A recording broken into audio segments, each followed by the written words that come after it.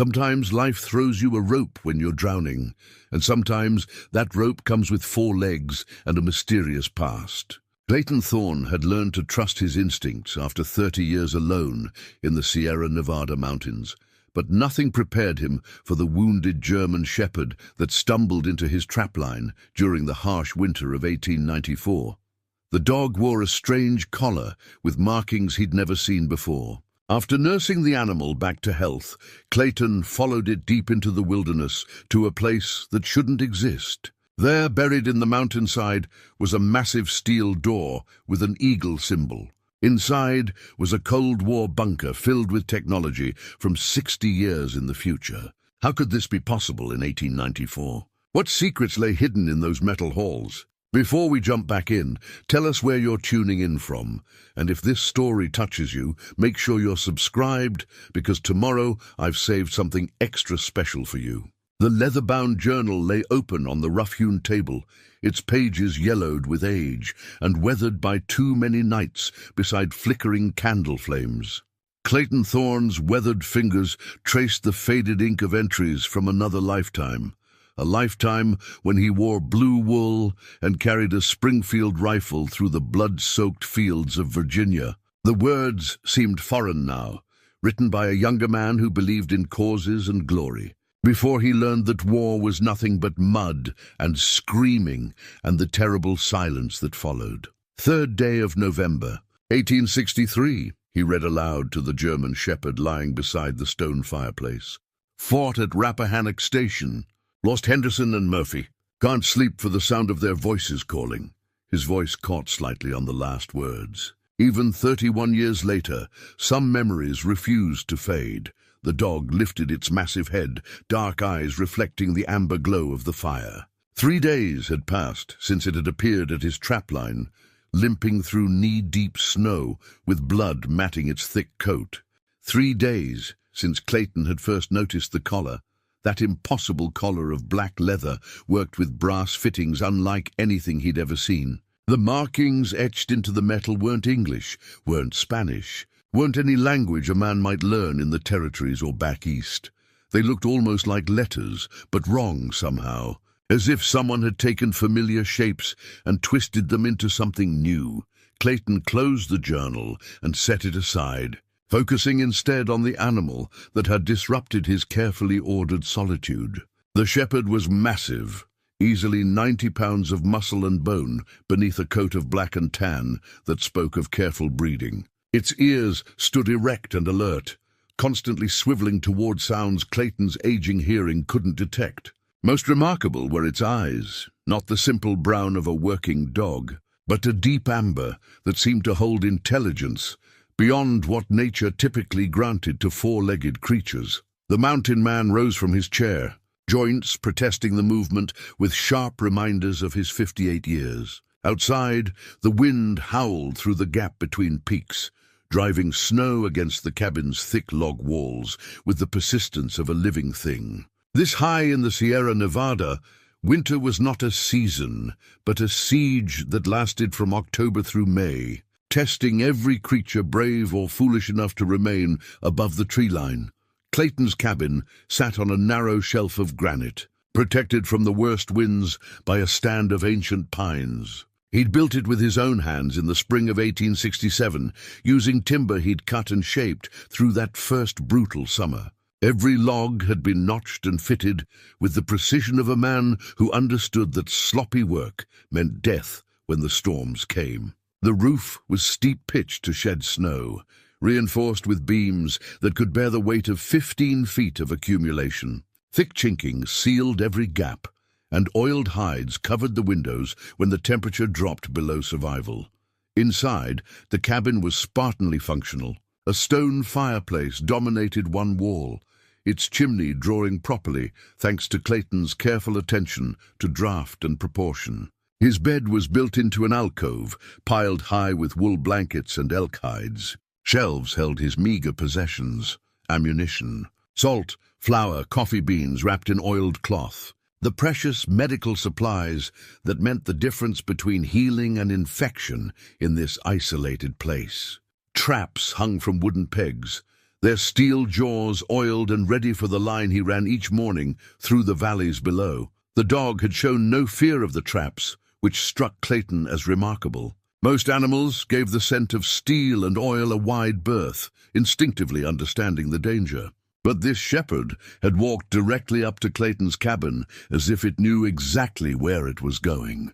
When he'd first spotted it struggling through the drifts, his initial thought had been to put the poor creature out of its misery.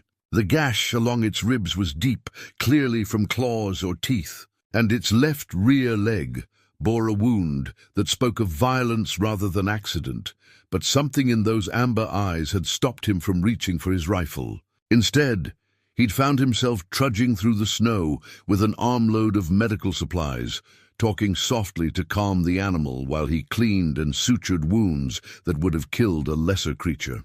The dog had submitted to his ministrations with remarkable patience, never snapping or growling despite what must have been considerable pain. Now, watching the shepherd rise and pace to the window, Clayton wondered again about its origins. No homesteader within 100 miles kept dogs of this quality. The few ranchers in the lower valleys made do with mutts and working stock, hardy animals bred for function rather than form. This dog spoke of wealth and careful breeding, of someone who valued intelligence and temperament alongside strength and endurance. The collar remained the greatest mystery. Clayton had examined it thoroughly while treating the dog's wounds, running his fingers over leather that felt smoother and more supple than anything tanned by traditional methods. The brass fittings were worked with a precision that spoke of machinery rather than hand tools, and those strange markings seemed to shift in the lamplight, creating an optical illusion that made his eyes water if he stared too long. More troubling still was the dog's behavior. It ate the venison and cornbread Clayton offered, drank from the water bowl he'd set beside the fire, but its attention remained constantly focused on something beyond the cabin walls. It would pace to the window, stand with its front paws on the sill, and stare out into the storm with an intensity that suggested purpose rather than simple restlessness. Clayton had seen enough animals in his decades on the mountain to recognize the signs. This dog wasn't lost, it was waiting. But waiting for what? In this God-forsaken wilderness, where the nearest human settlement lay 3 days' hard travel through passes that would be closed until spring. The wind outside reached a new pitch of fury, driving snow against the windows with enough force to rattle the frames. Clayton added another log to the fire and settled back into his chair, picking up his journal again. The familiar ritual of reading his own words usually brought a measure of peace, a connection to the younger man who'd written them and to the long path that had led from battlefields. To this remote sanctuary, he'd left the war with wounds that went deeper than the saber scar across his left shoulder. The things he'd seen, the things he'd done in service to a cause that seemed increasingly meaningless as the bodies piled higher, had carved hollow spaces in his soul that civilian life couldn't fill. He'd tried returning to his family's farm in Ohio, tried working in the mills and factories that were transforming the country he'd fought to preserve. But everywhere he went, he'd felt like a stranger in his own skin, a man haunted by ghosts that refused to stay buried. The mountains had offered escape, or at least the illusion of it. Up here, above the tree line, where only the hardiest creatures survived, he could pretend that the world below didn't exist. His days followed a rhythm as old as humanity itself: check the traps, hunt for meat, gather firewood, maintain the tools and structures that kept death at bay. It was honest work that demanded every ounce of his attention, leaving no room for the memories that had once threatened to drive him mad.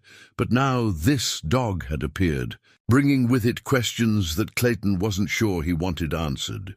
The animal's presence suggested connections to a world he deliberately left behind, responsibilities and obligations that had no place in his carefully constructed solitude, as if sensing his thoughts. The shepherd turned from the window and approached his chair. It sat at his feet, those intelligent amber eyes fixed on his face with an expression that seemed almost pleading. Clayton found himself reaching out to scratch behind the dog's ears, feeling the warm solidity of living bone beneath thick fur. "What's your story, friend?" he murmured. "How'd you end up on my mountain, wearing that strange collar and looking at me like you know something I don't?"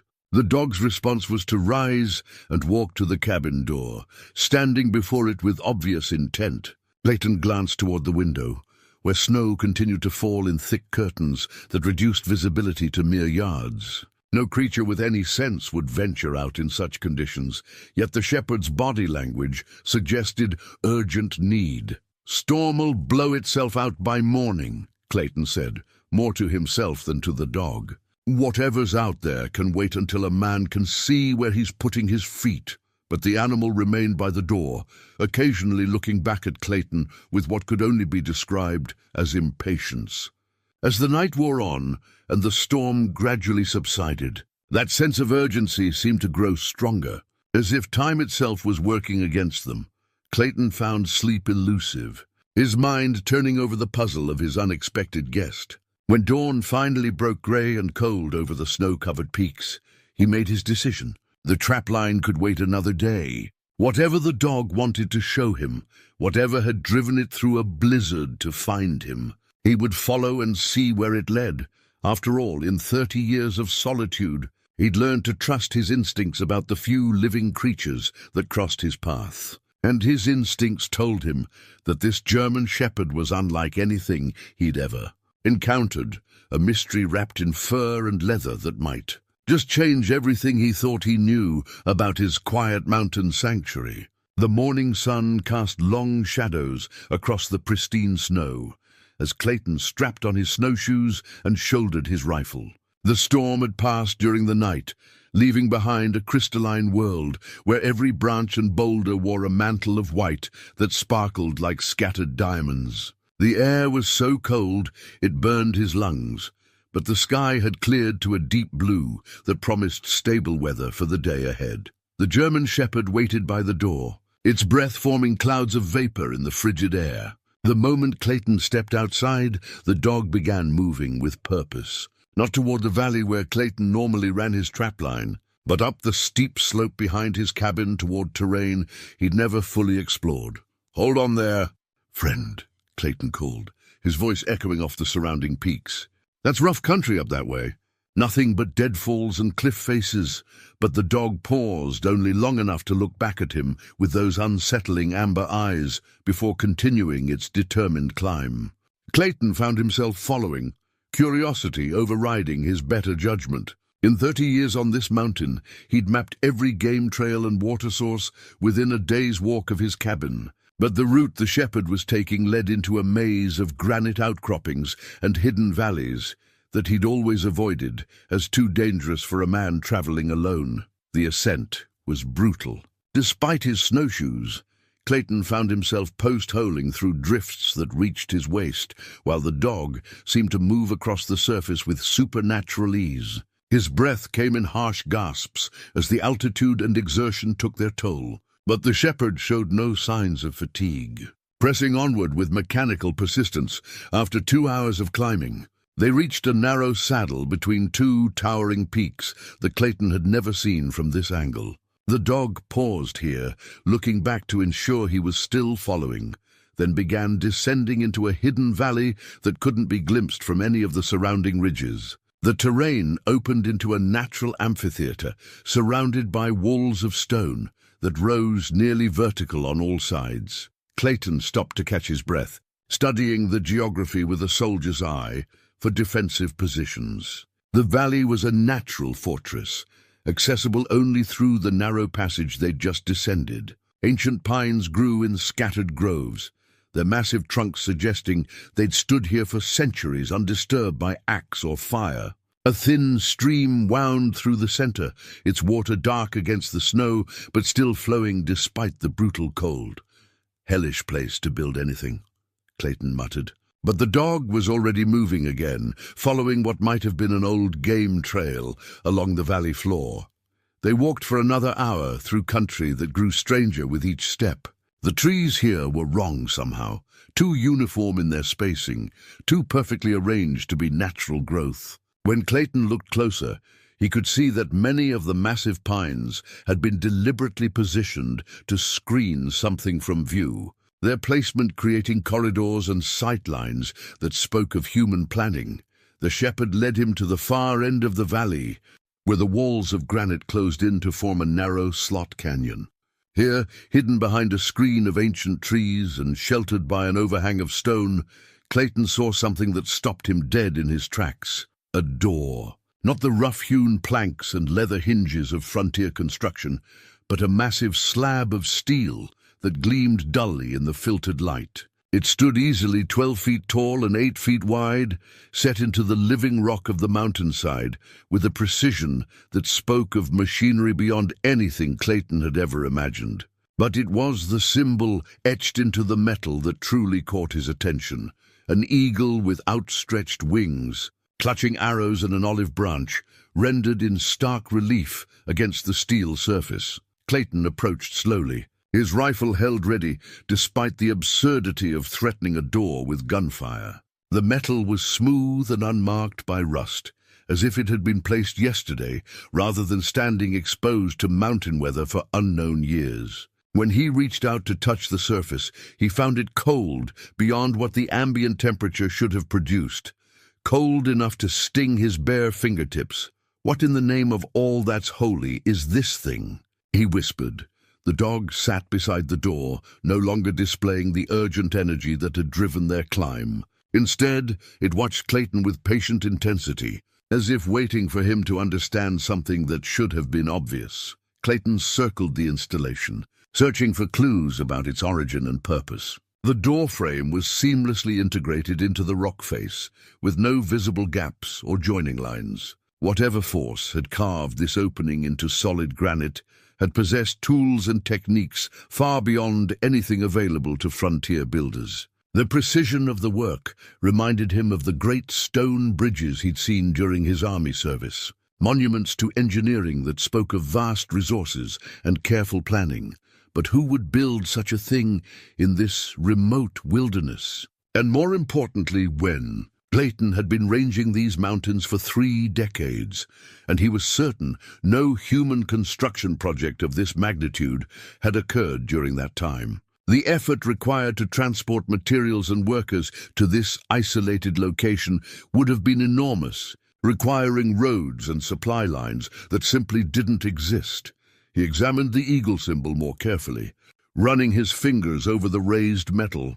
The design was familiar yet wrong, like a half-remembered dream. It resembled the heraldic eagles he'd seen on military standards, but the proportions were subtly different. The style more aggressive than anything he remembered from his army days.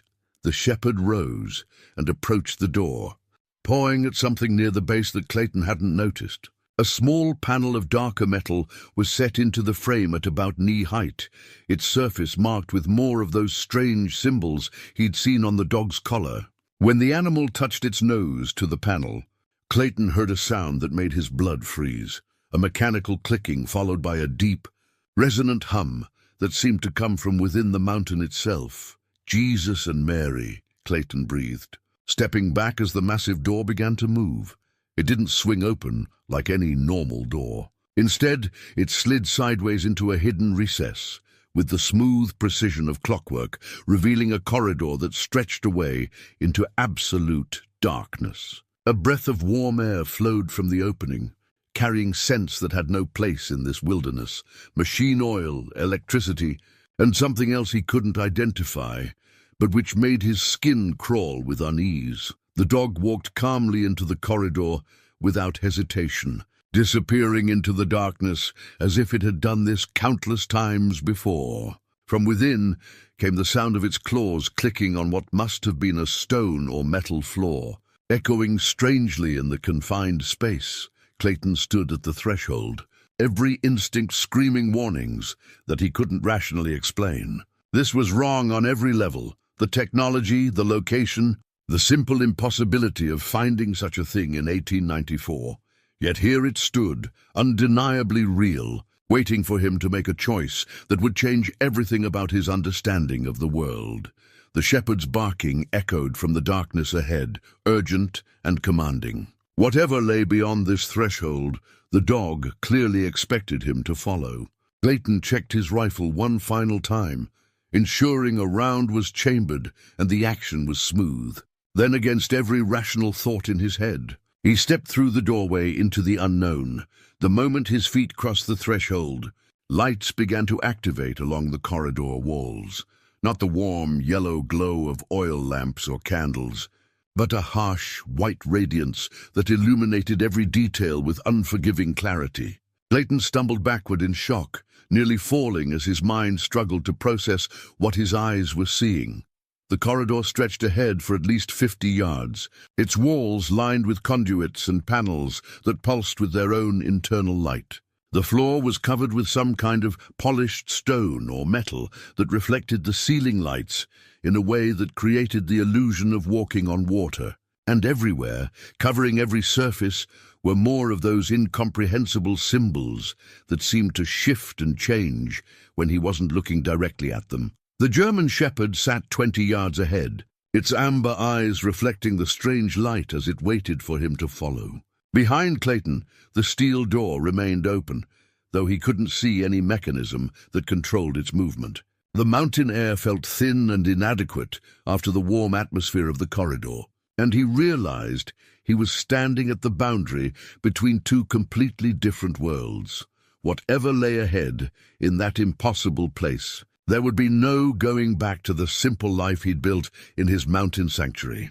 The dog had led him here for a reason, and that reason was waiting in the depths of what could only be described as a fortress that had no right to exist in his time or any other.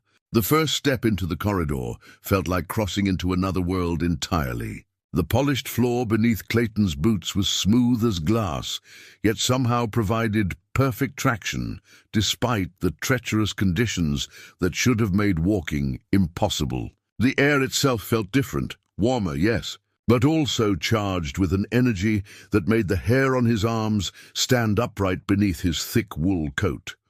The lights that had activated upon his entry cast everything in sharp relief, revealing details that made his military mind race with questions. The walls weren't carved stone as he'd expected, but some kind of metal panels fitted together with mathematical precision. Each panel bore clusters of those strange symbols, and now that he could see them clearly, Clayton noticed they seemed to pulse with a rhythm almost like a heartbeat.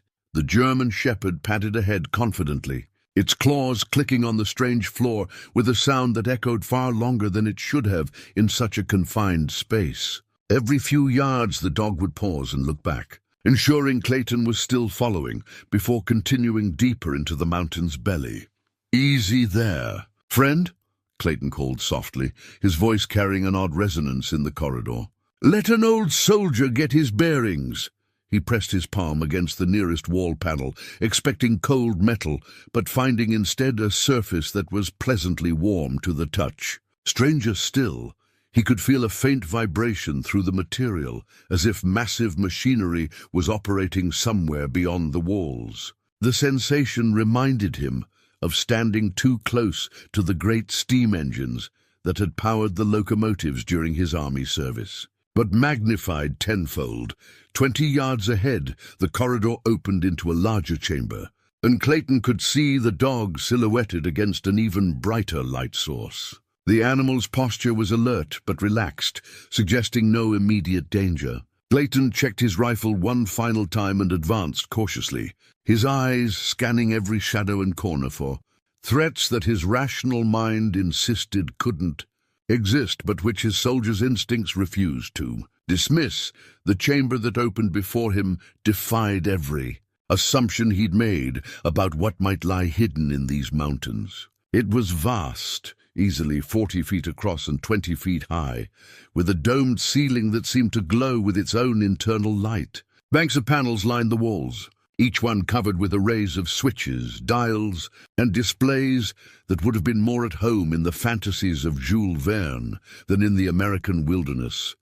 But it was the level of preservation that truly stunned him. Everything appeared to be in perfect working condition, as if whoever had built this place had left just yesterday. There was no dust on the surfaces, no corrosion on the metal fittings, No sign of the decay that should have claimed any abandoned structure.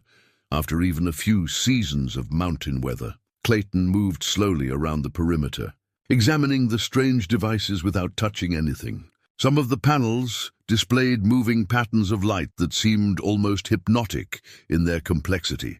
Others showed what might have been numbers or text, but rendered in those incomprehensible symbols that hurt his eyes when he tried to focus on them directly. The shepherd had positioned itself in the center of the chamber, sitting perfectly still as it watched Clayton's exploration. The dog's behavior suggested familiarity with this place, as if it had been here many times before. Yet how could that be possible?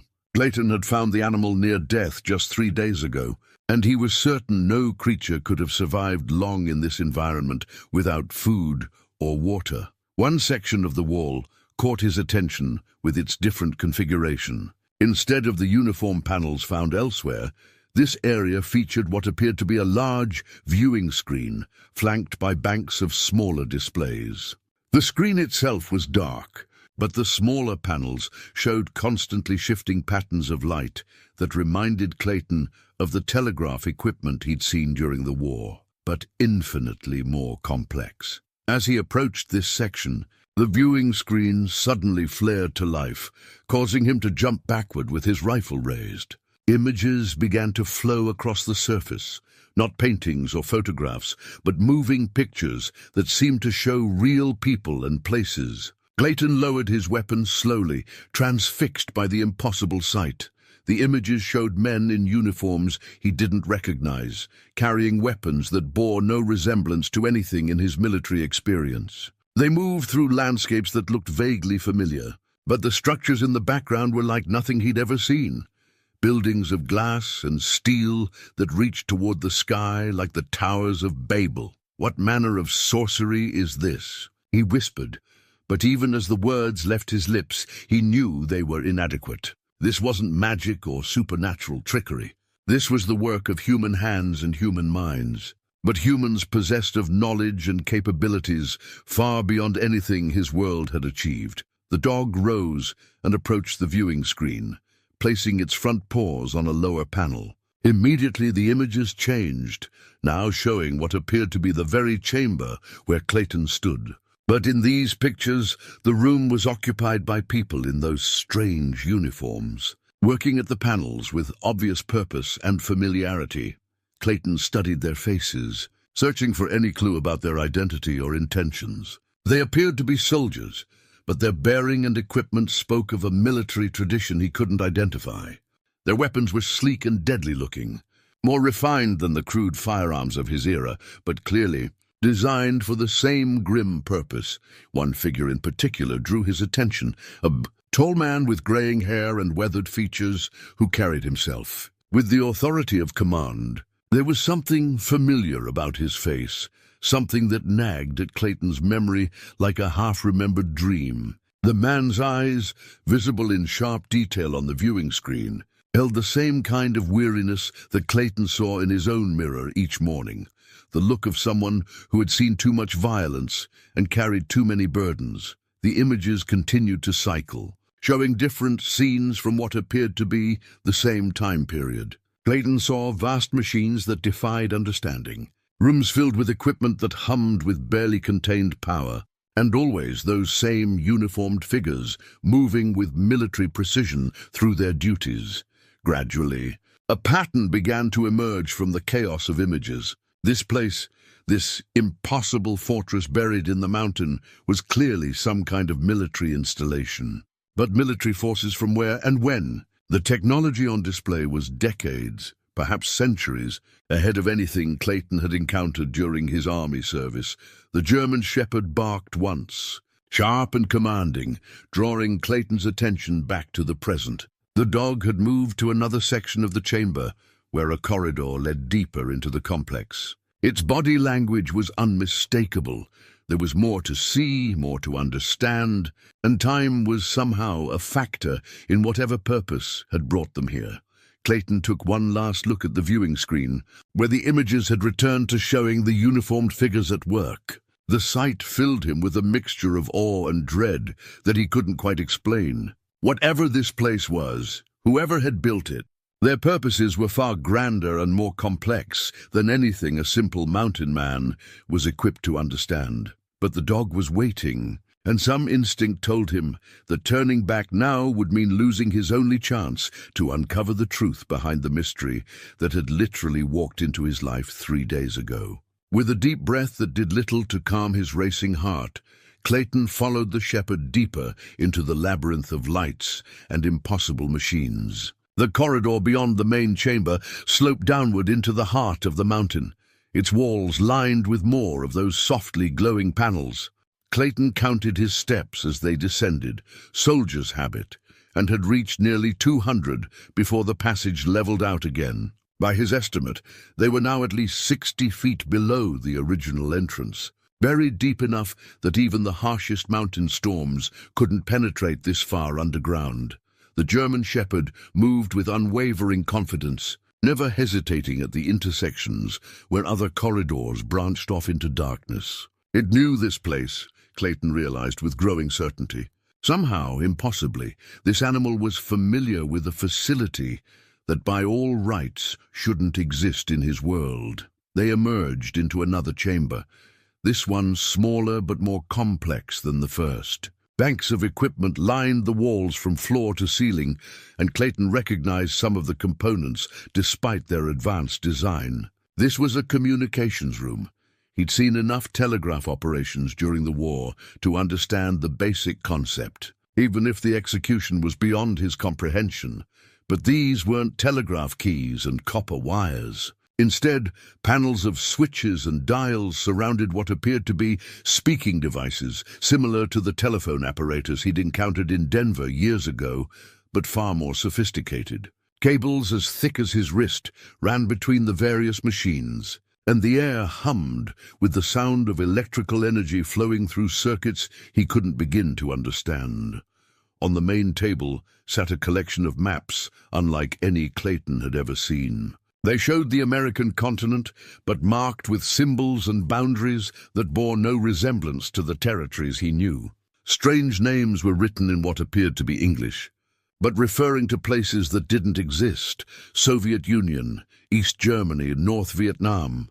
Lines were drawn across the maps in red and blue, suggesting some kind of territorial divisions or military boundaries.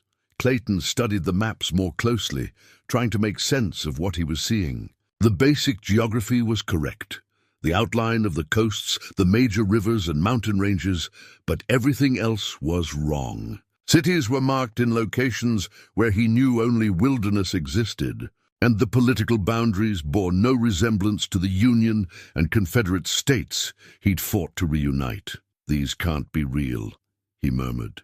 But the paper felt solid enough beneath his fingers, and the ink showed the kind of careful detail that suggested official military documentation. The dog had positioned itself beside a particular piece of equipment that dominated one corner of the room. It was a large box of black metal, covered with dials and switches, with what appeared to be a speaking horn mounted on its front. As Clayton approached, he noticed that several of the switches were glowing with internal light, suggesting the device was somehow active, despite the apparent abandonment of the facility. A thick manual lay open beside the equipment, its pages covered with detailed diagrams and text written in clear English. Clayton began to read, his eyes widening as he absorbed the contents. The manual described something called a radio transmission system, capable of sending voice communications across vast distances without wires or cables of any kind. The concept was staggering. During the war, communication between distant units had required mounted messengers or telegraph lines that were vulnerable to enemy action. The idea of speaking directly to someone hundreds or thousands of miles away seemed like pure fantasy. Yet here was a detailed technical manual explaining exactly how such a miracle could be accomplished.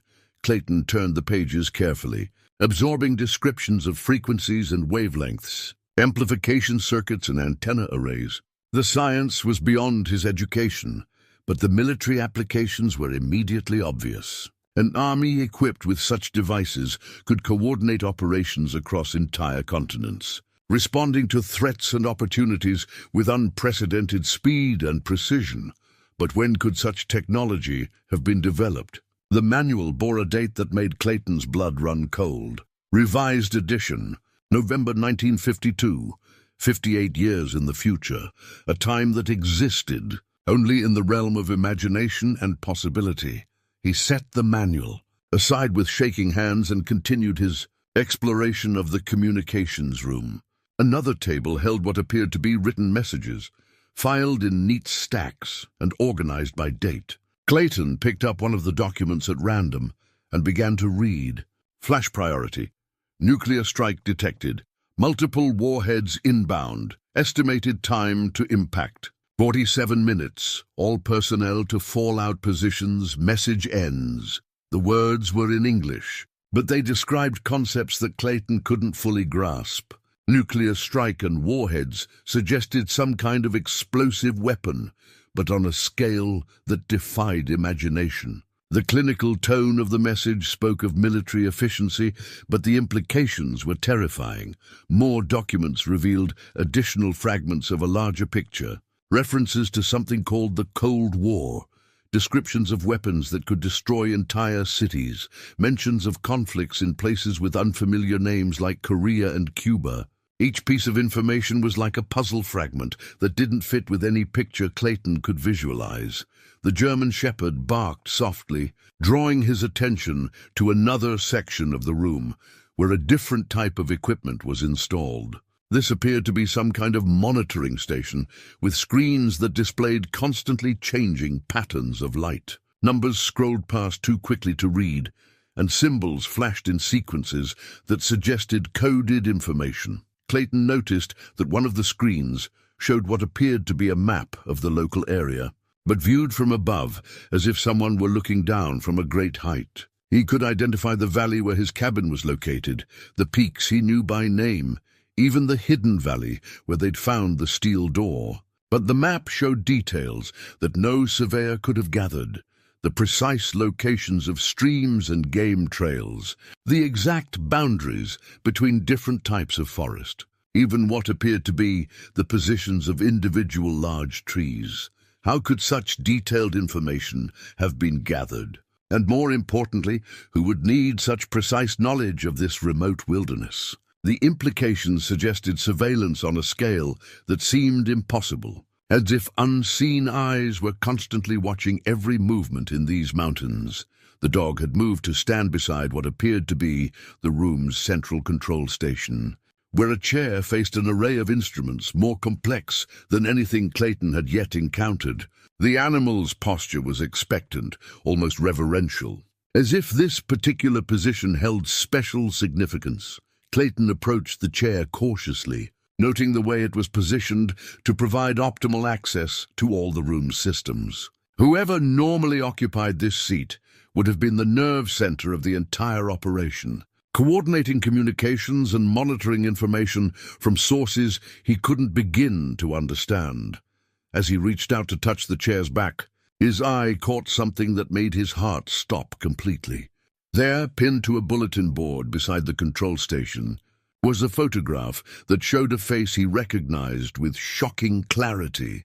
His own face, but wearing one of those strange uniforms and standing in what appeared to be this very room. Clayton's hands trembled as he unpinned the photograph from the bulletin board, holding it close to one of the glowing panels for better illumination. The image was impossibly clear, showing details that no photographer of his era could have captured. But it was undeniably his face staring back at him, the same weathered features, the same grey eyes, even the distinctive scar across his left temple from a Confederate saber at Antietam. Yet the man in the photograph wore a uniform Clayton had never seen, standing confidently among equipment that didn't exist in his world. The date stamped in the corner read 15 Novi 1954, 60 years in the future. Behind the uniformed figure, Clayton could see the very communications room where he now stood, but bustling with activity as other personnel worked at the various stations. His reflection in the darkened screen of a nearby monitor showed the truth of his current situation. A confused mountain man in rough frontier clothing, holding evidence of an impossible future. The contrast was stark and deeply unsettling. The German shepherd padded over to a filing cabinet and began pawing at one of the lower drawers. When Clayton opened it, he found rows of manila folders, organized with military precision. Each folder bore a name and a photograph, showing personnel who were presumably assigned to this facility. His hands moved automatically to the section where his own name should be filed. There it was, Thorne, Clayton J. Cole, Project Time Guard, clearance level cosmic. The folder was thick with documents that Clayton pulled out with growing disbelief. The first page appeared to be a personnel file, complete with details about his military service. But these weren't records from his actual Civil War experience. Instead, they described a career spanning decades of conflicts he'd never heard of. Korea, Vietnam, something called the Bay of Pigs. Medals and commendations were listed for battles that existed only in the realm of impossibility.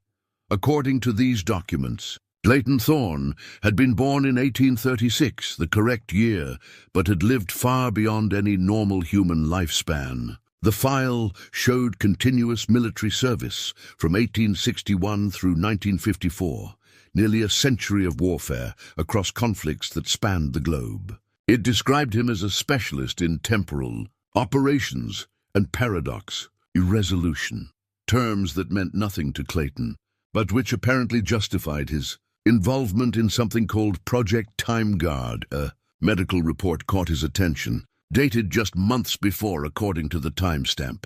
It described subject preparation for extended temporal displacement and memory suppression protocols to ensure mission integrity. The clinical language made Clayton's skin crawl, but the implications were even more disturbing.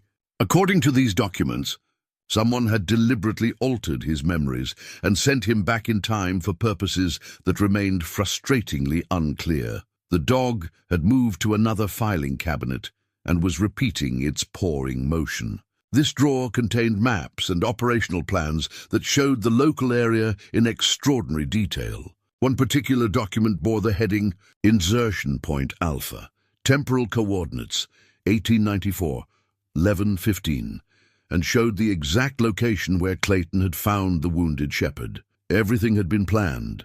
His discovery of the dog, their journey to this hidden facility, even his current exploration of these rooms, all of it had been orchestrated by people who possessed knowledge and capabilities that defied everything he understood about the world. Clayton sank into the chair at the central control station, overwhelmed by the weight of revelations that challenged his most basic assumptions about reality. The photograph lay on the desk before him, that impossible image of himself in a future that shouldn't exist. According to the personnel file, he wasn't just Clayton Thorne, the mountain man. He was Colonel Clayton Thorne, a career military officer with nearly a century of experience in conflicts that spanned multiple time periods. But if that were true, where were his memories of those experiences? The file mentioned memory suppression, suggesting that his recollections of a simple Civil War veteran's life were artificially implanted or enhanced. The implications were staggering. Everything he remembered about his past, his service in the Union Army, his decision to retreat to the mountains, his 30 years of solitude might be nothing more than a carefully constructed fiction. The German shepherd approached and placed its massive head on Clayton's knee, those amber eyes regarding him with what appeared to be sympathy. For the first time since finding the animal, Clayton wondered if it was truly a dog at all. Its behavior, its intelligence, its uncanny knowledge of this facility, nothing about the creature fit normal expectations. "What are you?" Clayton asked softly, scratching behind the animal's ears. "And what am I supposed to be?" As if in response to his question, another section of equipment began to activate. Lights flashed in sequence across a panel that Clayton hadn't noticed before, and a mechanical humming filled the room. The large viewing screen that dominated one wall flickered to life, displaying text that scrolled past in that familiar English he could actually read. Temporal displacement sequence initiated. Subject memory integration, 15% complete. Estimated time to full recall 72 hours. Mission parameters unchanged. Stand by for further instructions. Clayton stared at the screen in fascination and horror. Something was happening to him, some process that had been triggered by his presence in this facility. The mention of memory integration suggested that his true recollections were slowly returning, replacing the artificial memories that had sustained him during his years of mountain isolation. Already, he could feel subtle changes in his perception. Certain technical terms that had been meaningless minutes ago now carried hints of familiarity. The layout of the facility seemed less alien, as if he'd walked these corridors before. Most disturbing of all, the sight of advanced military equipment was beginning to feel natural rather than miraculous. He pulled out more documents from his personnel file, searching for clues about his actual mission. One folder contained detailed briefings about temporal paradoxes and their potential consequences. Another described something called Timeline Collapse Event 7 and its prevention as critical to species survival. The language was clinical and precise, but the stakes it described were apocalyptic. According to these reports, history itself was under threat from some kind of temporal instability. Multiple timelines were converging, creating paradoxes that could unravel the fabric of reality. Project Time Guard had been established to identify and prevent these convergences, using personnel who could operate across different time periods without causing additional disruptions. Clayton's role, apparently, was as a temporal anchor, someone whose consciousness could exist simultaneously in multiple time frames while maintaining coherent memories of each. The Mountain Man persona had been his cover identity, designed to keep him hidden and stable while the true timeline sorted itself around the disruption points. But what disruption point was located in 1894 that required such elaborate preparation? And why had his handlers chosen this particular moment to begin restoring his memories? The answer came in the final document in his file, a mission briefing that made his blood run cold. According to the intelligence reports, a temporal weapon of unprecedented power was hidden somewhere in these mountains, placed there by agents from a timeline where humanity had destroyed itself in nuclear warfare. This weapon could rewrite history on a massive scale, but only if activated during a specific temporal window that was rapidly approaching. Clayton's mission was to locate and neutralize the weapon before that window opened. Failure would result in the collapse of the stable timeline he'd spent decades protecting, replacing it with one where billions of people would never be born. The weight of responsibility settled on his shoulders like a physical burden. Somewhere in these mountains, hidden in a location that his suppressed memories might eventually reveal, was a device that could unmake everything he'd ever known or cared about. And he was apparently the only person positioned to stop it. The sealed envelope bore Clayton's name, written in a hand that looked disturbingly familiar. The paper was thick and official, bearing the same eagle symbol he'd seen on the entrance door, but rendered in blue ink rather than metal relief. A red wax seal held the flap closed, and when Clayton broke it open, he found his signature already affixed to the bottom of the document within, a signature he had no memory of making. Mission briefing. Classification Cosmic Black Operation Time Guard, Phase 7, Agent. Coel, Clayton J. Thorne Mission. Commencement 15th of November 1894. Authorization Code 77 Delta Omega. Clayton read the words with growing unease. His signature at the bottom was perfect in every detail, down to the characteristic flourish on the final E that he'd developed during his Army paperwork days. Yet he had absolutely no recollection of signing this document or receiving any such briefing. The mission parameters were laid out in precise military language that felt both foreign and oddly familiar. According to the briefing, temporal agents from a collapsed timeline had successfully placed a causality weapon somewhere within a 50-mile radius of his current position. The device was designed to create a retroactive nuclear exchange that would prevent the peaceful resolution of what the document called the Cuban Missile Crisis, an event that meant nothing to Clayton, but which apparently occurred in 1962. If activated, the weapon would ensure that the world entered full nuclear warfare in that year, creating a timeline where civilization collapsed within decades. The agents who placed it came from that devastated future, seeking to ensure their own existence by making their hellish world the only possible outcome.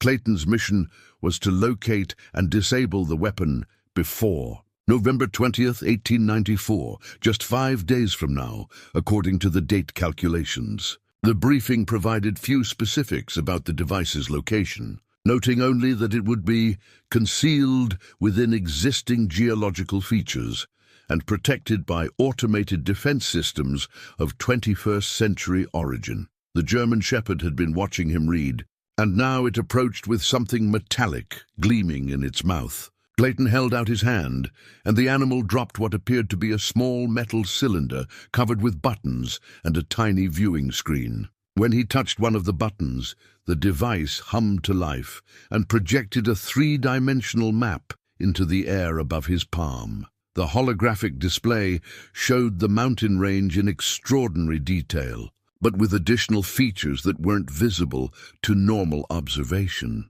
Deep beneath several peaks, including the one where they currently stood, were geometric shapes that suggested artificial structures. One location, about 15 miles northeast of their position, showed a much larger complex with what appeared to be a massive central chamber. "That's where it is," Clayton found himself saying, the knowledge appearing in his mind without conscious thought. The weapons in the old mining operation at Widow's Peak, but how did he know that? Widow's Peak was a mountain he'd observed from his cabin, but never visited, considering it too dangerous for a man traveling alone. There had never been any mining operations in that area during his 30 years in these mountains. Yet somehow he possessed detailed knowledge of a facility that shouldn't exist, complete with access routes and security protocols that felt as familiar as his own name. The dog barked once, sharp and commanding, then moved toward another section of the communications room, where additional equipment waited under protective covers. Clayton followed, pulling away the cloth to reveal a collection of weapons that belonged in no frontier arsenal. The firearms were sleek and deadly-looking, clearly designed for precision rather than the crude stopping power of his frontier rifle.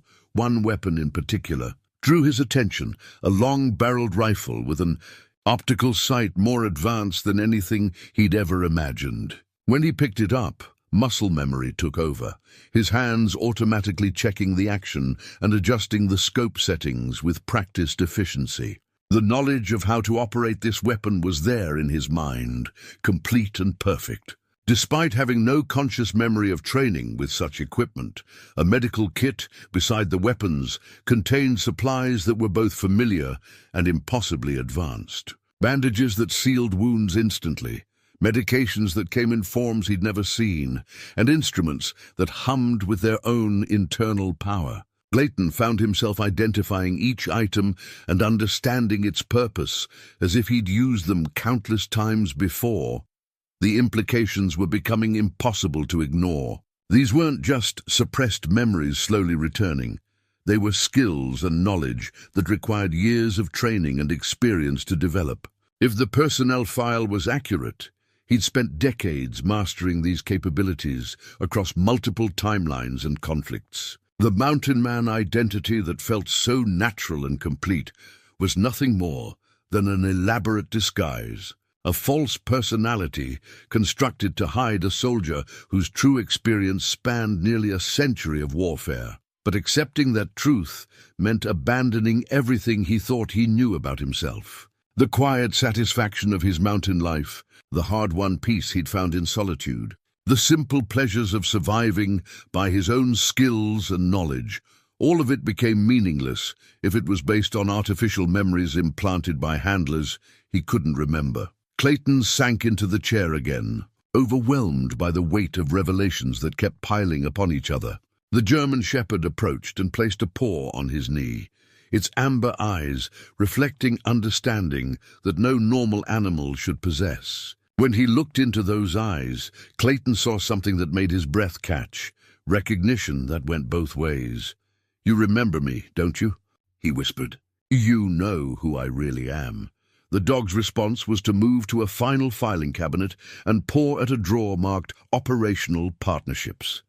Inside, Clayton found photographs and documents relating to something called the K9, Temporal Operations Program. The images showed dogs working alongside human operatives in environments that ranged from ancient battlefields to futuristic cities.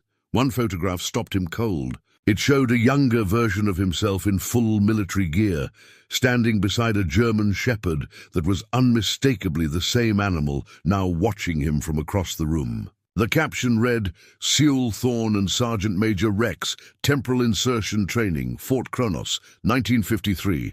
Rex." The name appeared in his mind with the force of a physical blow, carrying with it a flood of emotional associations that threatened to overwhelm his carefully constructed mountain man persona. This wasn't just any dog he'd rescued from the wilderness. This was his partner, his companion, through missions that spanned decades and multiple timelines. Rex had been with him through battles in futures that hadn't happened yet, and pasts that might never have existed. The animal, Rex, approached and pressed against his leg, offering the kind of comfort that only came from shared experiences and absolute trust. Clayton found his hand moving automatically to scratch behind the dog's ears in exactly the way he knew Rex preferred, muscle memory overriding conscious thought. "How long have we been partners?" Clayton asked, but he already knew the answer was measured in decades rather than days. Rex had been his anchor through temporal missions that would have driven most men insane. The one constant companion who could maintain stability across the chaos of collapsing timelines, and now they had less than 5 days to prevent the activation of a weapon that could undo everything they'd spent decades protecting. The peaceful mountain man's life was over. It was time for Colonel Clayton Thorne to remember who he really was. The machine dominated the deepest level of the facility, a sprawling construction of metal and crystal that defied every assumption Clayton had made about the limits of human engineering. It filled a chamber easily the size of a cathedral, its central core rising 30 feet into the vaulted ceiling, while branching corridors of machinery extended in all directions like the arms of a mechanical spider. Rex had led him here through a maze of corridors and security checkpoints that responded to the dog's presence with automatic deference. Each door they passed through brought them deeper into the mountain's heart, until Clayton estimated they were at least 200 feet below the original entrance. The air itself felt different at this depth, charged with energies that made his skin tingle and his teeth ache. But it was the sight of the time displacement device that truly staggered him. This wasn't just advanced technology. It was machinery that operated on principles beyond anything human science should have been capable of achieving in any era. Crystalline components pulsed with internal light that seemed to bend space around them, while metal conduits carried energies that created visible distortions in the air. Clayton approached the central control console with growing recognition. His hands moved across the interface with automatic familiarity, calling up displays that showed the current temporal status of the local area. According to the readings, they were standing in what the machine designated as a temporal stability zone, a bubble of space-time that existed independently of the normal flow of history. Jesus Christ. Clayton breathed as the full implications became clear. This whole facility exists outside of time. The revelation explained everything that had puzzled him since entering the bunker. The perfect preservation of equipment that should have aged decades. The impossible coexistence of 1894 and 1950s technology, even his own presence here with suppressed memories of a future that hadn't happened yet. The time displacement device had created a pocket universe where past, present, and future could coexist without paradox. Rex barked once and moved to a secondary console where additional displays were activating. Clayton followed, reading the information that scrolled across screens with growing understanding and horror. The facility wasn't just a hiding place for temporal operatives. It was a staging ground for manipulating the entire course of human history. Project Time Guard, according to the files now appearing on the monitors, was far more extensive than the mission briefings had indicated. Multiple teams of temporal agents were operating across centuries, making subtle adjustments to historical events to ensure what the project directors called optimal timeline stability. Wars were prevented or encouraged, leaders were protected or eliminated, technological developments were accelerated or delayed, all in service of maintaining a specific version of history that served the project's ultimate goals. Clayton's own role in this vast conspiracy was revealed in sickening detail. Over the past century of operations, he had participated in missions that altered the outcomes of dozens of major historical events. The assassination of Lincoln, the sinking of the Titanic, the development of atomic weapons. His fingerprints were on all of them, ensuring that history unfolded according to the grand design of his mysterious handlers. But who were those handlers? The deeper Clayton dug into the facility's records, the more questions arose about the true authority behind Project Time Guard. The organizational charts showed no clear chain of command beyond the project level, and the funding sources were listed only as classified external support. Even his century of service had never brought him face to face with the people who ultimately directed the operation. New set of files began appearing on the main display, marked with security classifications Clayton didn't recognize. These documents revealed the existence of competing temporal factions, each working to ensure their own preferred version of history became the dominant timeline. Project Time Guard wasn't the only organization manipulating the past.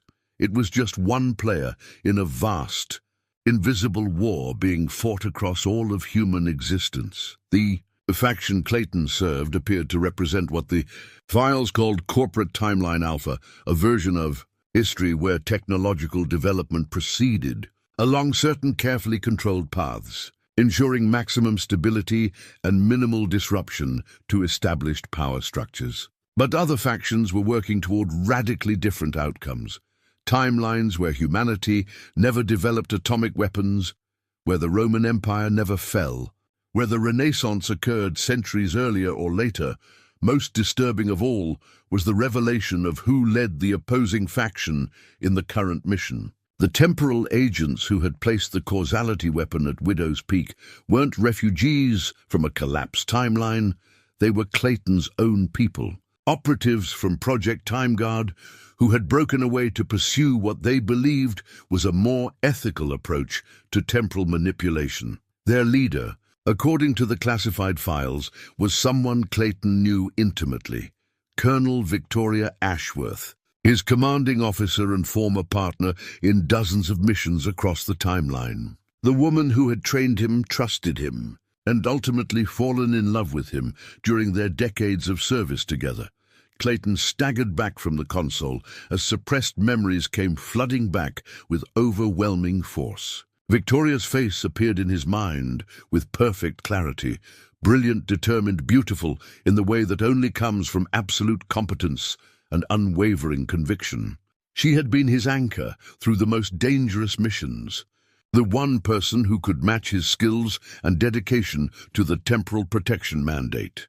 But according to these files, Victoria had undergone what the project directors termed ideological deviation. Sometime in 1953, she had begun questioning the ethics of manipulating human history for the benefit of corporate interests, arguing that temporal agents should work to prevent human suffering rather than ensure the dominance of particular economic systems. Her break with Project Time Guard had been violent and decisive. Taking a team of loyalists, she had stolen critical temporal technology and established her own operation dedicated to what she called humanitarian timeline optimization. From their perspective, the nuclear timeline they were trying to create wasn't a disaster.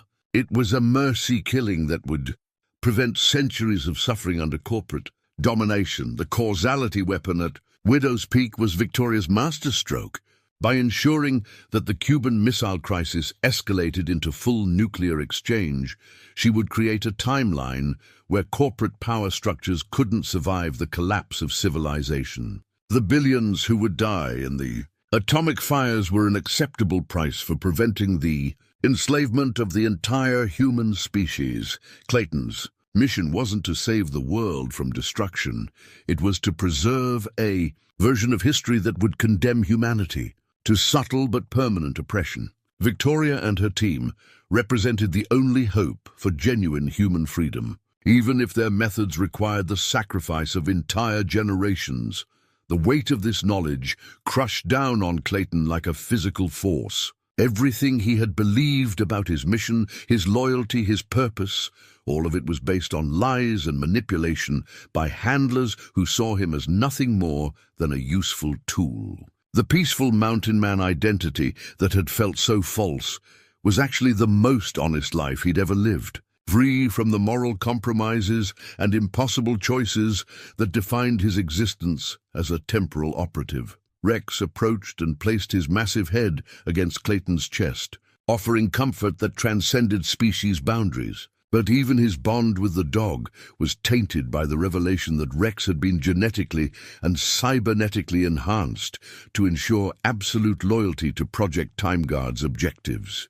The animal's intelligence and capabilities weren't natural gifts. They were the product of scientific manipulation designed to create the perfect operative companion. Yet when Clayton looked into Rex's amber eyes, he saw something that the project directors couldn't have engineered: genuine love and concern that had nothing to do with programmed loyalty. Whatever modifications had been made to the dog's biology, his emotional connection to Clayton was real and unforced. "What are we going to do, boy?" Clayton whispered. "How do we choose between saving the world and dooming it?" Rex's response was to move to the time displacement device's primary control interface and paw at a section that Clayton hadn't noticed before. When he approached, he found a communication system that was already receiving an incoming transmission. The voice that emerged from the speakers was one he recognized with a mixture of joy and dread. "Clayton, I know you're there. I know you've discovered the truth about our mission. We need to talk before you make a decision that will damn us all. I'm waiting at Widow's Peak, and I have something to show you that will change everything you think you know about Project Time Guard's real purpose." Victoria's voice carried the same authority and compassion he remembered. But underneath was a note of desperation that suggested the stakes had grown beyond even her considerable ability to control. Whatever revelation awaited him at Widow's Peak, it would force him to choose not just between competing timelines, but between the two people he had loved most in his long and complicated existence. The clock on the time displacement device showed less than 4 days remaining until the temporal window opened. Whatever choice he made would echo across centuries, determining the fate of billions, of people who would never know how close they had come to never existing at all. The activation key lay in Clayton's palm like a judgment of God, a small crystalline device that hummed with barely contained energy. According to the facility's records, this single artifact could either stabilize the current timeline permanently or create an irreversible cascade that would collapse the temporal barriers protecting this pocket of space-time. Once used, there would be no going back, no second chances, no room for doubt or regret. Clayton stared at the device as his recovered memories painted vivid pictures of the choice before him. Through Project Time Guard's corporate timeline, he could see humanity's future stretching out in orderly progression, cities of glass and steel where poverty was managed rather than eliminated, where technological marvels served the needs of an entrenched elite while the masses labored in comfortable servitude. Wars would be limited and controllable, diseases would be profitable rather than curable, and human potential would be carefully channeled to serve corporate interests across centuries. But Victoria's alternative offered a different vision, one that began in nuclear fire but led to something Project Time Guards planners couldn't predict or control. From the ashes of atomic devastation, survivors would build societies based on cooperation rather than competition, on genuine human need rather than artificial scarcity. The price would be enormous, billions dead in the initial exchange and its aftermath, but those who survived would be truly free in ways that no corporate timeline could permit. Rex sat beside him as Clayton studied the tactical displays showing Widow's Peak and its surrounding terrain. The mountain was 15 miles northeast of their current position, accessible only through a series of high passes that would be treacherous even under ideal conditions. With winter storms threatening and only 4 days remaining until the temporal window opened, the journey would push both man and dog to their limits. The advanced equipment cache provided tools that would have been miraculous in his mountain man days, but now felt as familiar as his own hands. Clayton selected weapons, supplies, and survival gear with the efficiency of someone who had conducted similar missions across multiple timelines. His muscle memory guided him through equipment checks and load distributions that balanced lethality with mobility. The tactical rifle he'd examined earlier went into a specialized case designed to protect its delicate optics during rough transport. Ammunition for the weapon was unlike anything from his mountain man arsenal. Each round was individually crafted to precise specifications, capable of penetrating armor or exploding on impact depending on the tactical situation. He loaded enough for a sustained engagement.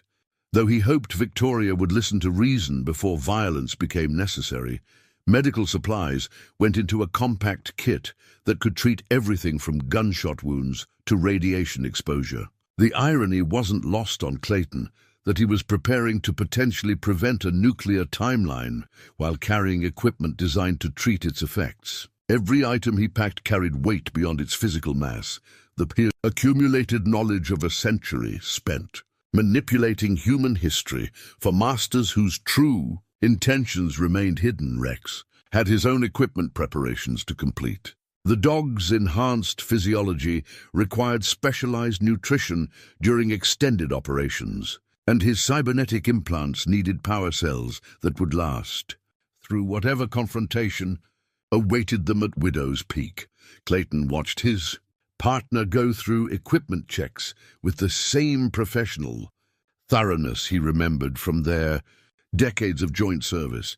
But underneath the familiar routine of mission preparation, Clayton wrestled with questions that no amount of tactical planning could answer. How do you choose between two versions of damnation? How do you weigh the certain suffering of nuclear war against the subtle oppression of corporate control? And most painfully, how do you fight the woman you love to preserve a future you've come to despise? His recovered memories painted Victoria in vivid detail.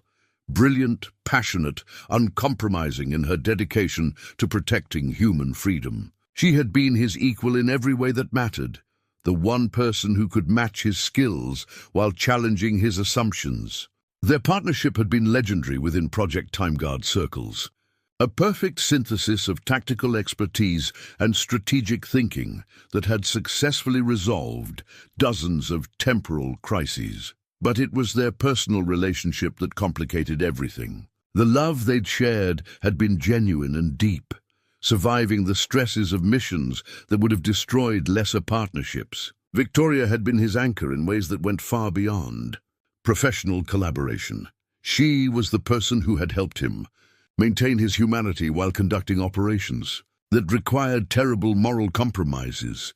The thought of facing her in combat was almost unbearable, yet Clayton couldn't see any alternative. Their fundamental disagreement about humanity's future wasn't something that could be resolved through negotiation or compromise. One timeline would survive, and the other would be relegated to the realm of might have been. The victor would carry the weight of that choice through whatever centuries remained.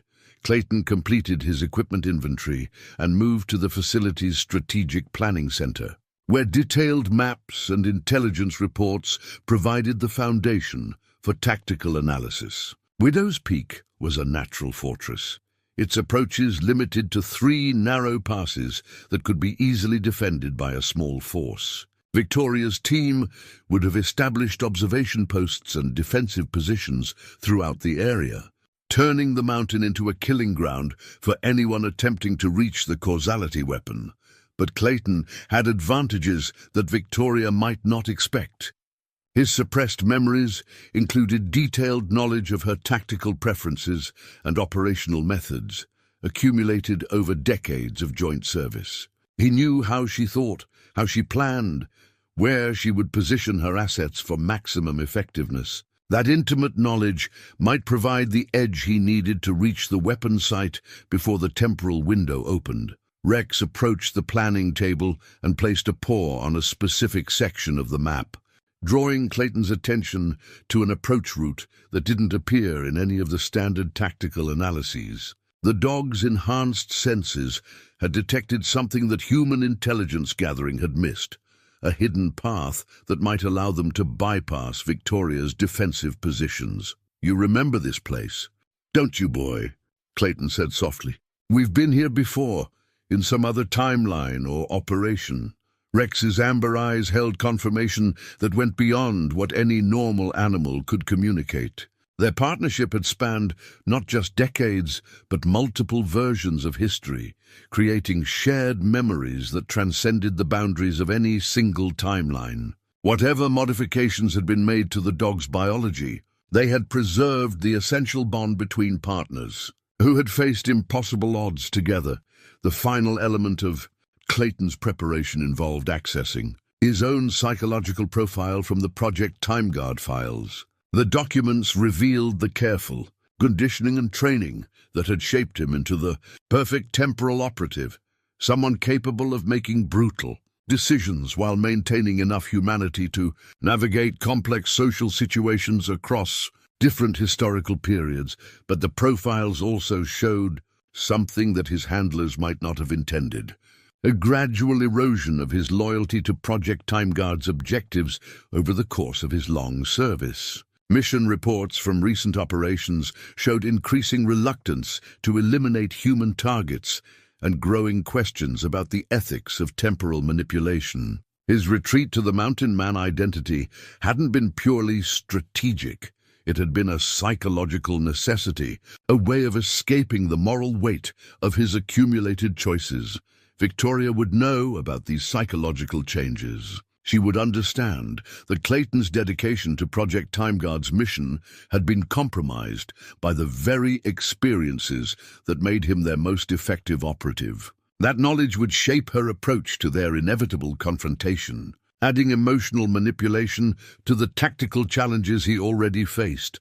As Clayton made his final preparations for departure, he found himself thinking about the mountain man life he was leaving behind. The simple cabin, the peaceful routine of survival, the honest relationship with the natural world, all of it would be lost, regardless of which timeline ultimately survived. Even if he succeeded in his mission and preserved the corporate future, he could never return to the illusion of innocence that had made those 30 years bearable. Rex padded over and pressed against his leg, offering comfort that transcended species boundaries. Whatever happened at Widow's Peak, they would face it together as they had faced everything else over their long partnership. The dog's loyalty wasn't programmed or artificial. It was the product of shared experiences and mutual trust that no amount of corporate manipulation could manufacture. "One more mission, old friend," Clayton said quietly. "One last chance to get it right." But as he sealed the facility and prepared to leave for what might be the final time, Clayton wondered if there was any version of right that didn't require him to betray someone he loved. The activation key in his pocket felt heavier with each step, carrying the weight of billions of lives that hung in the balance of choices no single person should have to make. The storm clouds gathering over the Sierra Nevada seemed appropriate for the magnitude of what was coming. In less than 4 days, the temporal window would open, and Clayton would have to choose between preserving a corrupt future and enabling a catastrophic one. The only certainty was that whatever decision he made would echo across centuries, shaping the destiny of a species that would never know how close they had come to a completely different fate. The control interface revealed itself gradually as Clayton approached the causality weapons housing, built into the living rock of Widow's Peak, like a technological tumor growing in the mountain's heart. Rex had led him through the hidden approach the dog's enhanced senses had detected, a route that bypassed Victoria's defensive positions, but brought them directly to the most heavily protected part of her operation. The weapon itself defied easy description, a crystalline core the size of a grain silo, surrounded by concentric rings of machinery that pulsed with temporal energies visible to the naked eye.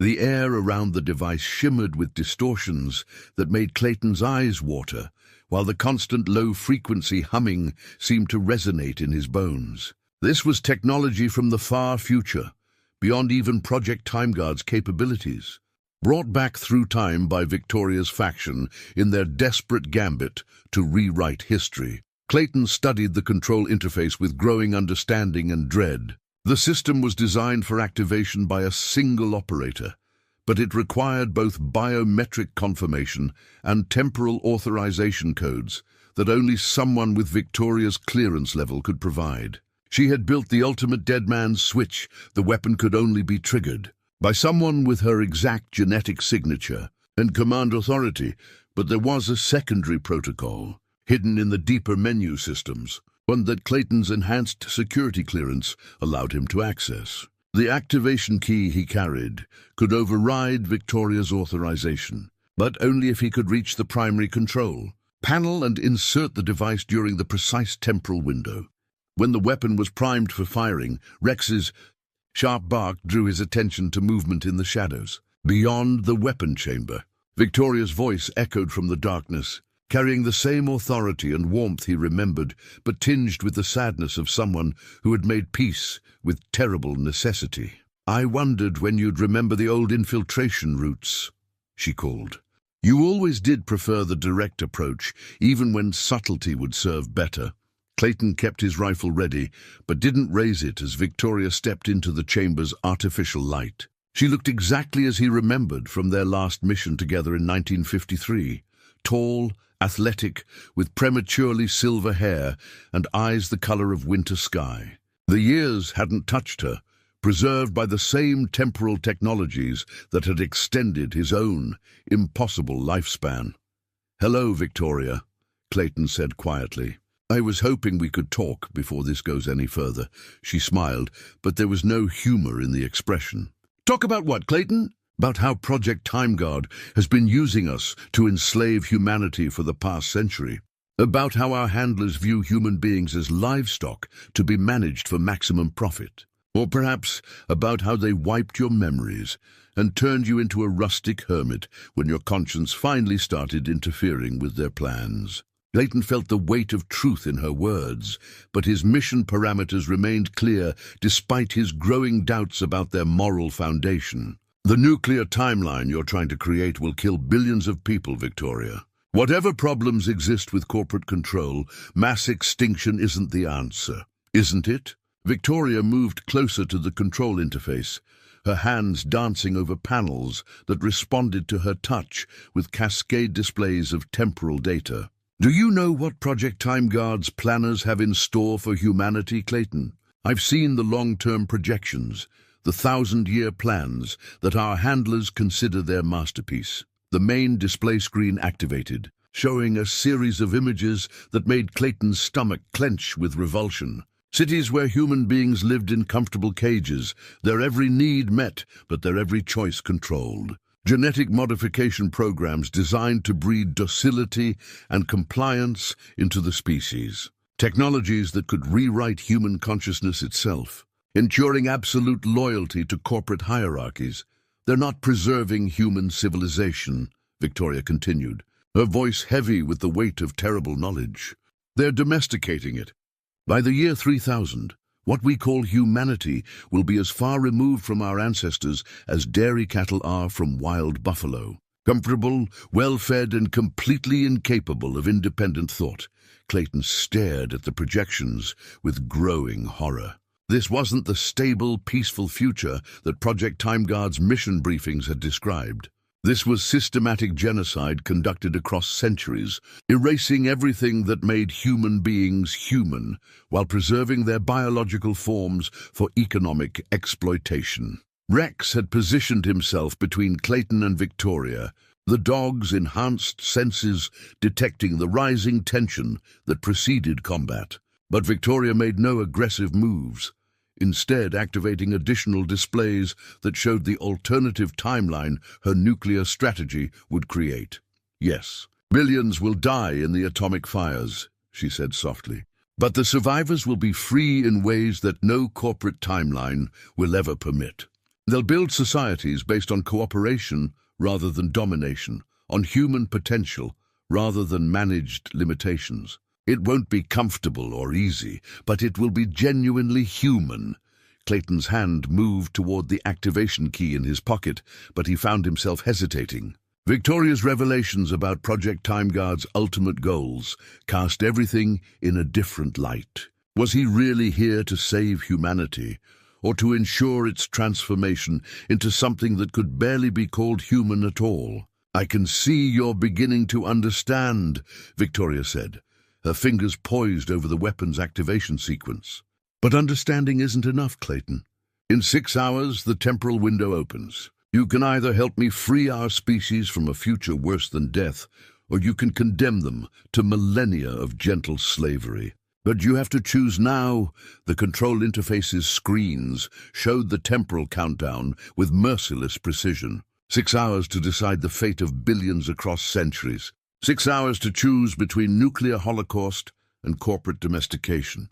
6 hours to determine whether humanity would die free or live enslaved. The memory crystal materialized in Clayton's hand as the activation sequence reached its final stage. A small device that Victoria had pressed into his palm during their last embrace before the weapon's countdown began. As he held it up to the pulsing light of the causality device, images flooded his consciousness with overwhelming clarity. Not just his own suppressed memories, but Victoria's experiences across their shared century of temporal operations. He saw himself through her eyes during their first mission together in 1889, young and idealistic despite his Civil War trauma, believing they were serving humanity's highest interests. He witnessed their gradual disillusionment as mission after mission revealed the true scope of Project Time Guard's manipulation. Watching as corporate interests shaped history to serve profit rather than human welfare. Most painfully, he experienced Victoria's growing love for him, an emotion that had sustained her through decades of moral compromise, but which she was now prepared to sacrifice on the altar of human freedom. The crystal preserved not just facts and events, but the emotional weight of choices that had torn her apart even as she made them with unwavering determination. "You see it now?" Victoria said softly, her hand steady on the weapon's final control sequence. "You understand why I had to break away from Project Time Guard, why I had to choose this path despite knowing what it would cost us." Clayton felt the full weight of her sacrifice pressing down on him like a physical burden. Victoria hadn't just chosen humanity's freedom over her own happiness, she had chosen it over his happiness as well, knowing that activating the weapon would either kill him or force him to live with the knowledge that billions had died because of her choice. The temporal window was opening, reality itself becoming malleable as the causality weapon reached full power.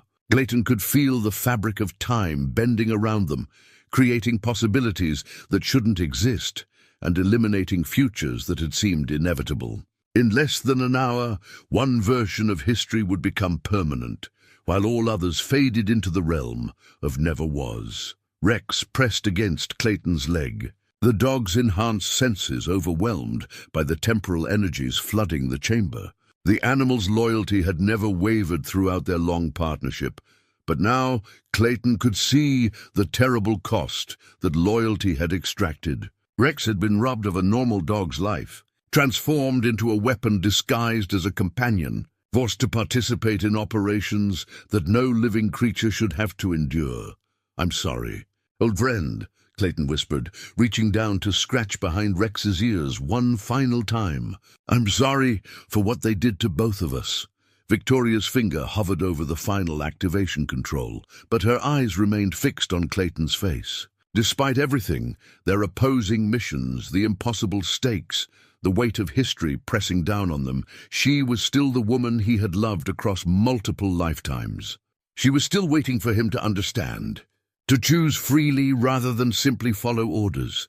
"There's a third option," Clayton said suddenly, the revelation hitting him with the force of divine inspiration. "We don't have to choose between corporate slavery and nuclear extinction." He pulled out the activation key, but instead of moving toward the weapon's override panel, he approached the chamber's primary temporal control system. The device in his hand wasn't just capable of triggering or preventing the causality weapon. It could collapse the entire temporal manipulation infrastructure that both Project Time Guard and Victoria's a faction depended upon. "Clayton, no," Victoria breathed, understanding immediately what he intended. "If you collapse the temporal barriers, every timeline will merge simultaneously. The paradox cascade will end the whole damn game," Clayton finished. "No more corporate timelines, no more nuclear alternatives, no more temporal manipulation of any kind. Humanity gets to write its own future without interference from people like us."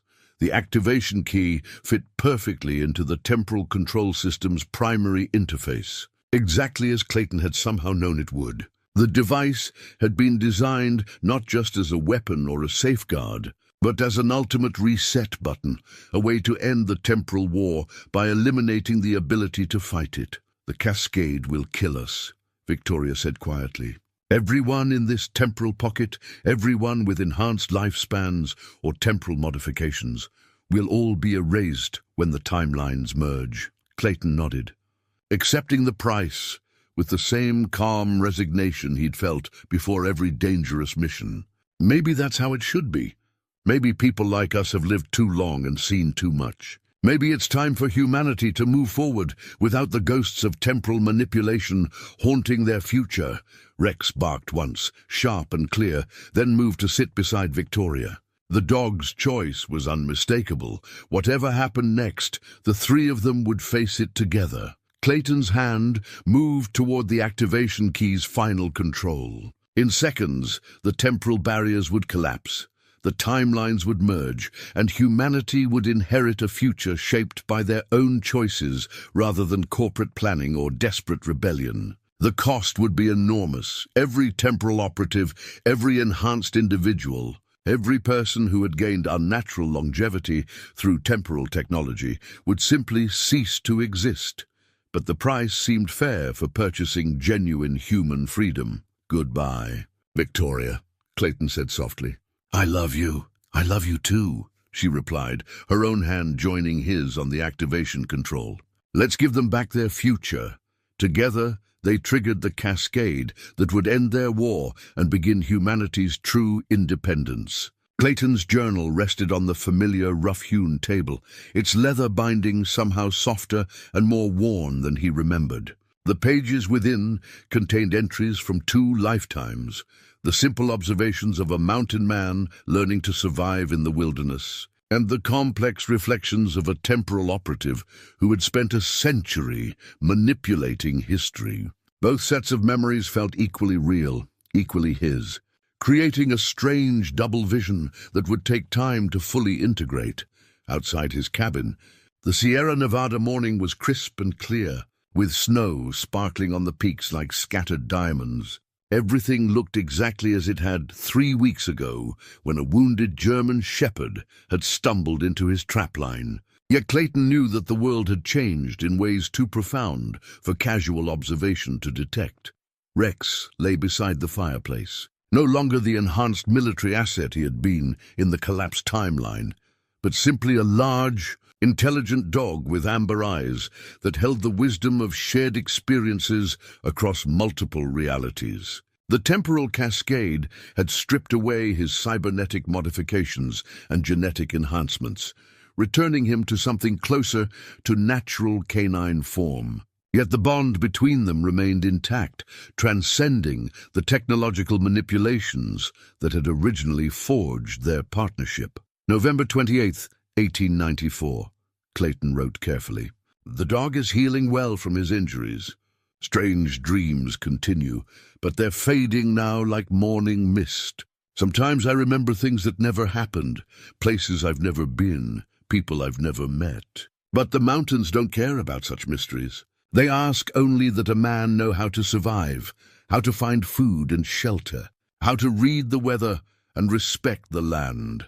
The act of writing helped anchor him in this timeline, this reality where temporal manipulation had never existed because the technology to achieve it had been erased from human possibility. The cascade had rewritten the fundamental laws of physics slightly but significantly, making time travel and temporal engineering impossible while leaving the rest of human development largely unchanged. Clayton had awakened here 3 days ago with complete memories of both his lives, understanding immediately what their sacrifice had accomplished.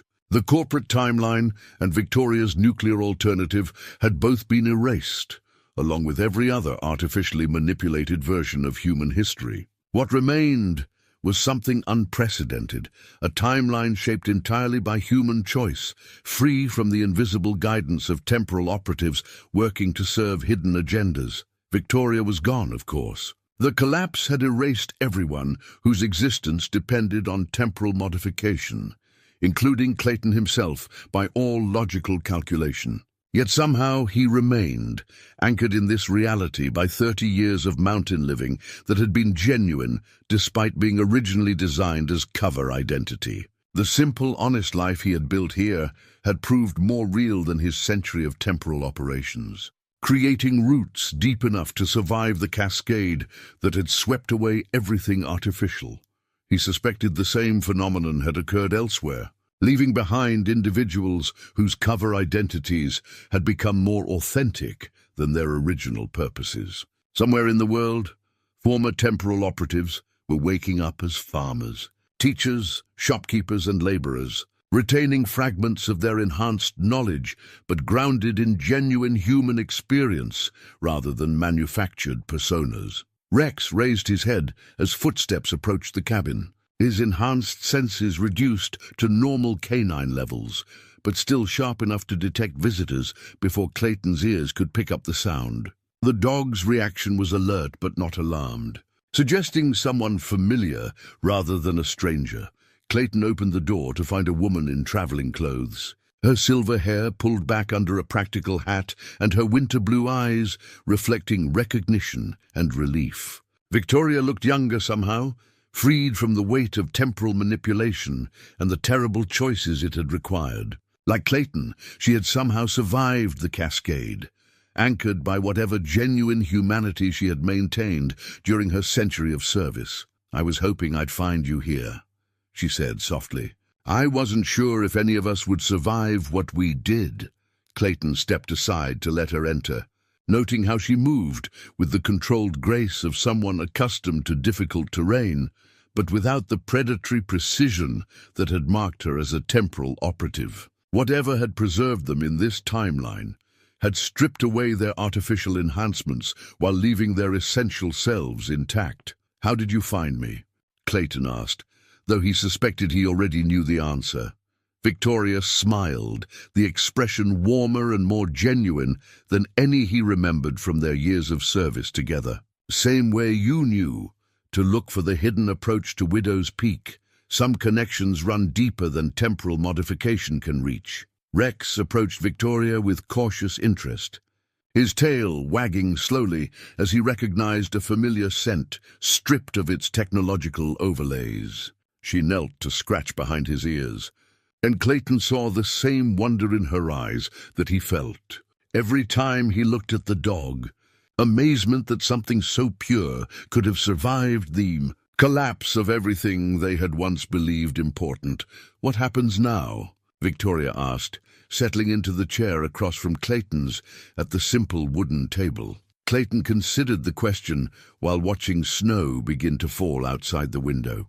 In this timeline, the Cuban Missile Crisis would unfold according to human wisdom and folly, rather than temporal manipulation.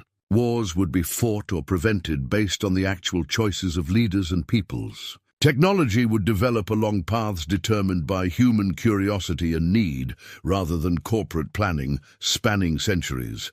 "Now we live," Clayton said finally. "We help where we can, hurt no one if possible, and trust that humanity will find its own way without people like us pulling strings from the shadows." Victoria nodded, understanding the profound simplicity of the choice before them. They had spent a century trying to guide human destiny according to competing visions of optimal outcomes. Now they could simply be human themselves, contributing to the future through the same small, honest choices available to everyone else. Outside, the snow continued to fall on peaks that had witnessed the end of one kind of human story and the beginning of another. Whatever came next would be genuinely humanity's choice, free from the burden of temporal guardians who had forgotten that the best protection for human freedom was the courage to let people choose their own fate. Clayton picked up his pen and continued writing, recording not the observations of a temporal operative or the schemes of a mountain hermit, but simply the thoughts of a man grateful to be alive in a world where the future belonged to everyone.